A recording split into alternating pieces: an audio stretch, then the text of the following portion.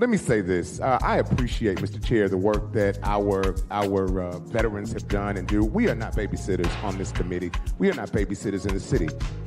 These are adults. And I don't believe that all of these things need to be codified into law. We are not here to tell people what they cannot do in that specific way. While I do agree with my colleague, Mr. Arias, about us and the right of way, I do have an issue with saying that this facility, that we have a noise ordinance, as we just heard, Mr. Chairman, from Mr. Teal, from this group here, that these things are already in place. Why are we putting a law on top of the law for these individuals who simply want to have a place where they can enjoy themselves? They've worked really hard. The majority of them are members and they're guests. And for us to come and put all this list of prohibitions, let them get there and have the opportunity to if they run afoul, we have laws already in place to change that, to penalize them or to fine them. But let them build the building first. They haven't put the first brick in the ground. We are just looking at this. Furthermore, there are... Folks, I have to pause because we have a long meeting tonight. You're only the first group to be heard, so we discourage any public displays of support or denial, although Rahman Johnson will move you.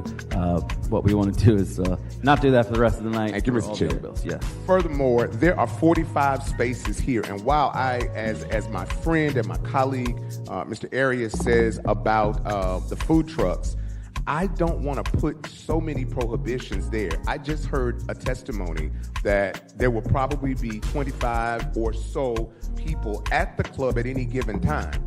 If there are 45 spaces and one of the members has a food truck and it wants to park there and there's still another 30 or 40 spaces, why would we put a prohibition to tell someone what they can or cannot do with their property? While I do understand the necessity to police it in some ways, let's let it at least take formation. Let's support this group, Mr. Chair. And this is less a question, but I'm just trying to understand some of the conditions I think are a little bit of an overreach as we try to help this organization make a formation and give it a permanent home so they're not roaming around from the Y into this club and that club. Let's give them a home. And as we see, again, I'm not sure. I've never been to this post. I want to visit. I'm only familiar with the post on the north side on Benedict Road off of Avenue B. But I will tell you that post is a place for the community, that I've been to events there. I had a chance to spend some time with the post commander.